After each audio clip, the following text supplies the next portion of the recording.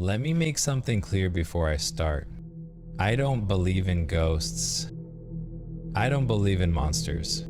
I didn't even believe the stories about Blackwater Lake.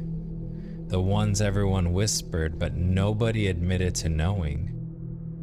But after what happened 2 months ago, I don't believe in disbelief anymore. I was a wildlife photographer. I say was because I can't go in the woods anymore. And once you hear this, you'll understand why. It was mid-September when I went out to Blackwater to shoot fog photos for a magazine. The lake is old, the kind of place that has moss thicker than your fingers and cabins that lean like they're tired of standing upright. The forest around it feels heavy. Not quiet, but heavy. Like all the sounds sink into the trees and don't come back. I reached the lake around 6 p.m. Fog was rolling across the water, low and slow, turning everything into a pale, shifting blur. That's when I noticed something odd. Only one cabin had a light on. All the others were dark, boarded up and rotting. But that one cabin, with a single flickering bulb on the porch, looked like it was still breathing. I should have turned around right then, but I didn't. I set up my tripod near the water and started shooting. As soon as the sun disappeared, the fog thickened. Didn't roll, it rose, like it was coming from the lake itself. And underneath it, I heard something. A splash. Then another. Slow, rhythmic, like heavy footsteps wading through water. I lifted my camera and zoomed in toward the shoreline across the lake. I thought I saw a figure, tall, broad-shouldered, standing in the fog.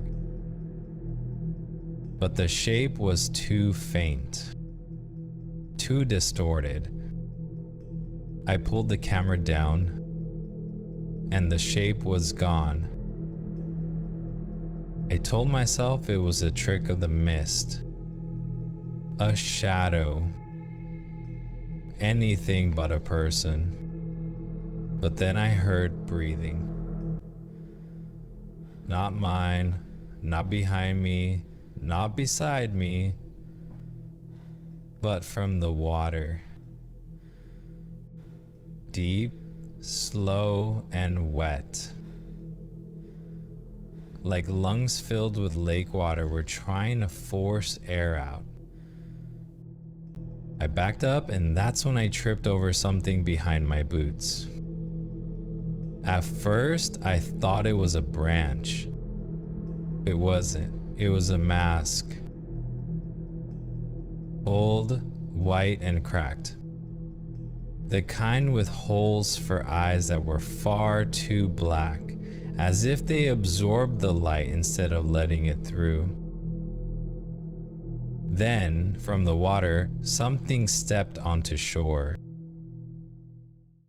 I didn't hear it first. I felt it. The ground seemed to shift under its weight. The air grew colder. Even the fog thinned around it, like it didn't dare touch him. He was huge, not tall like an athlete, more tall like a tree. His arms were swinging with a weight that wasn't human.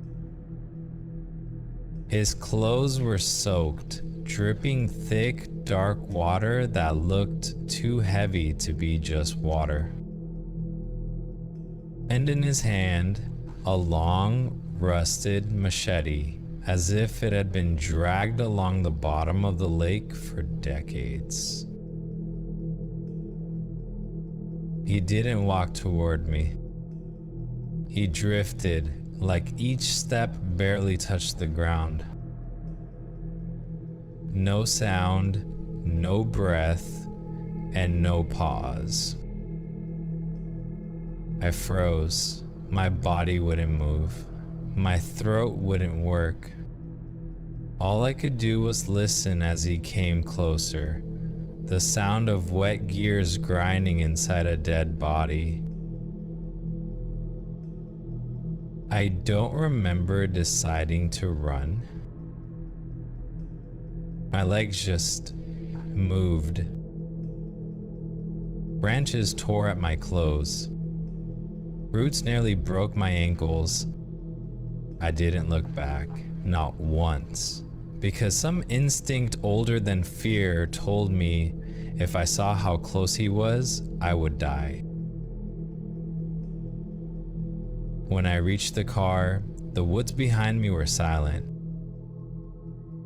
Not empty, silent.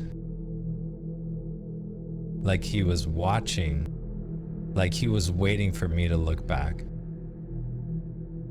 But I didn't. I slammed the door, turned the keys, and drove until the lake was a memory. But here's the part that keeps me awake at night. When I got home, I checked the photos on my camera. Every picture was normal. Nothing strange. Except the last photo. The one I don't remember taking is a close-up of a man's torso. Drowned skin, bloated and gray. Water dripping from a jacket stained with something dark. You can't see his face, but his hand is gripping a machete so tightly the knuckles have split open. And behind him, reflected faintly in the wet metal, it's me. Only I'm not holding the camera. I'm staring into the lens with eyes I don't recognize.